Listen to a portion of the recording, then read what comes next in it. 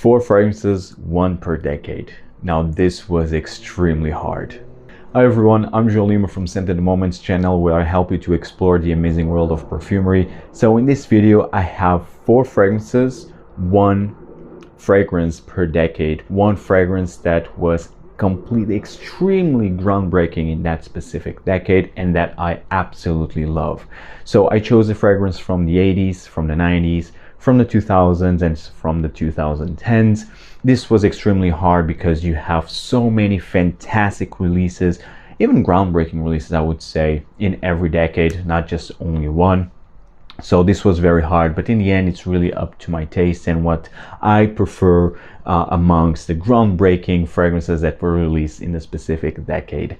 So first let's start off with a fragrance from the 80s, and I think this fragrance is really iconic from the 80s. I mean, the 80s is in itself an iconic time for perfume, specifically where we have the powerhouses, where the powerhouse type of fragrances were released, and that we are still available. Some of them are still available to this day, and this one, it's simply a masterpiece. It's from the house of Chanel, Antaeus. Antaeus, for me, it's the face of the 80s. Now, of course, I could have also mentioned Kuros by Yves Saint Laurent, but I do prefer Antaeus. This is more elegant. This is like an elegant beast type of scent. So you have the castoreum, you have a freshness in the opening, like a powdery freshness, floral, leathery, dry fragrance. I mean, there's no sweet edges here. This is very dry, fresh, powdery, animalic fragrance. Now, this is the current formulation. The batch code is 6801. I tried the, let's say, the vintage formulation, where the spray, this part of the spray is silver, and yes, there is a noticeable difference in the castoreum. It's definitely more rich and more animalic and a bit more intense. This one, it's definitely a bit more tamed, but it's still a fantastic reformulation, I would say. I absolutely love this one.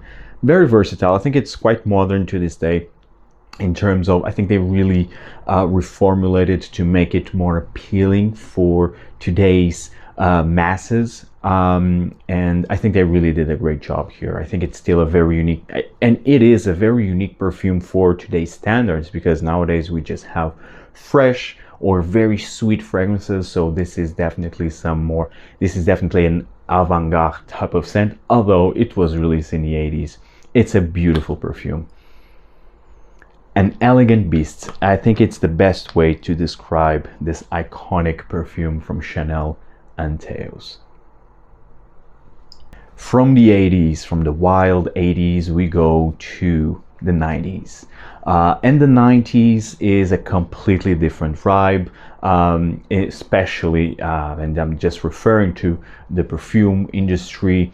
So in perfume industry, you start to have more fresh, more aquatic fragrances. It's when this aquatic genre really came up, and with, of course, a very special mention to Acqua di Gio. And actually, I could have mentioned Acqua di Gio, although I don't have it because it's just too played out nowadays, and it is already very watered down. And again, it's that type of fragrance that everyone wore, and still a lot of people are wearing it. And so, I mean, it's just a fragrance that I'm not very into, but could easily be featured in this video because it really marked the 90s decade. But another perfume, a designer perfume that also was groundbreaking and in a completely different spectrum, it is from the house of Mugler, the original A Men. This fragrance released, I want to say, in 1996. I think the nose behind this is Jacques Cavalier, if I'm not mistaken. This perfume is fantastic, groundbreaking again. This was one of the first gourmand fragrances ever released. And just everything about this fragrance is iconic, from the bottle presentation to the scent itself. So this is a very intense, gourmandish fragrance, but very daring. So this is powerful. You have the earthy patchouli, you have caramel, you have vanilla, benzoin, coffee, and all of this creates a very intense, dark, sweet, a bit smoky fragrance. It's fantastic. I absolutely love this fragrance right here, A Men by Mugler. Completely groundbreaking. Before this fragrance, there was nothing like this in the market, and so for me, this really stands out in the 90s decade. And from this perfume, you had an amazing line. This originated a fantastic line with pure malt, pure Havane, pure tonka, pure wood. I mean, you name it. This line for me became very iconic. But unfortunately, now that this brand is under L'Oréal umbrella, they simply discontinued the entire range. And I think even this one, now it's discontinued or soon to be. It's very sad to see what happened to this brand, because this was really one of my favorite brands when I even started to collect, and now they simply disappeared. And I don't know what will be the strategy for this brand. Honestly, it's really sad to see what happened to this brand, but nonetheless, this is still an iconic perfume, and I just love this. I think it's still modern to this day. It's Mugler A Men, the original. Now let's go to the 2000s, and to be honest, 2000s for me, I think, in my opinion, is the best decade of this century so far in perfumery. You have so many fantastic releases. It's when Tom Ford the private blend of Tom Ford came up. It's when the private collection of Christian Dior came up. It's when you had the Yves Saint Laurent M7, which was the first mainstream or westernized oud. You had the Gucci Pour Homme, the Gucci Pour Homme 2. You had the Terre d'Hermès. I mean, you name it. And then you have, of course, in the niche side of things, you had the Amouage with Jubilation 25. You had Frédéric Malle came up in the year 2000. So I mean, so many fantastic fragrances and brands were released and were created in the 2000s. So I think the 2000s is really the best decade of this century so far. And so it was really hard to choose just one fragrance, but this is a designer, and I needed to mention this one because this is a masterpiece. And I think this is also a very groundbreaking release from the house of Christian Dior, Dior Homme. Now, this is the original, of course, not that obnoxious monstrosity of the 2020 release. This is the original, although it's still the formulation of the 2011. Doesn't say here Dior Homme original like now the new one says. And that one, it really smells the same as this one, at least to my nose. But I don't have, so this is not the original formulation of Dior Homme from 2005, when this was first released by the nose of Olivier Polge, which is nowadays the in-house parfumeur of Chanel. But this was groundbreaking. This is, and you have so many fragrances that then followed this perfume. So this is the first, let's say, metrosexual fragrance for men. Because this is a very sweet, floral, powdery, delicate fragrance. But in my opinion, this is the best signature scent that you can have. If I would only have one signature scent for the rest of my life, it will be Dior Homme. Now, and this is the reason why I love Iris. This was love at first sniff. So this has this powdery, makeup-y iris with cacao, with musk, with a very small hint of suede and woods.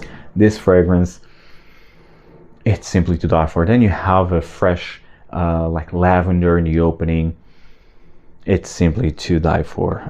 This perfume is, for me, it's hard to say that it's the best creation of the 2000s, but it's, for me, it is the face, let's say. It is the perfume of the 2000s. I think this really marks a decade. It's Dior Homme, the original.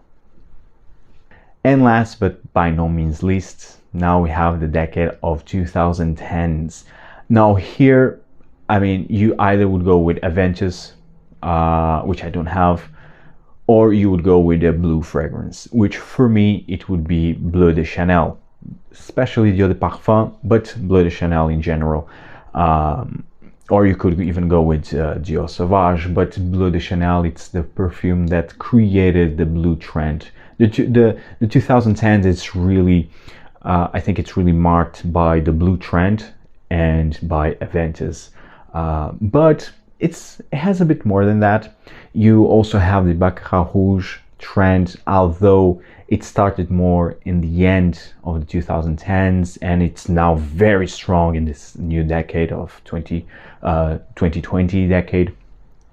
But this fragrance specifically, I think it's a masterpiece. Created in, it was released in 2010, created by Dominique Roupion, and I think this fragrance is also groundbreaking. I think it also deserves a mention because this fragrance created a trend, and it's from the house of Frédéric Malle, and it is Portrait of a Lady.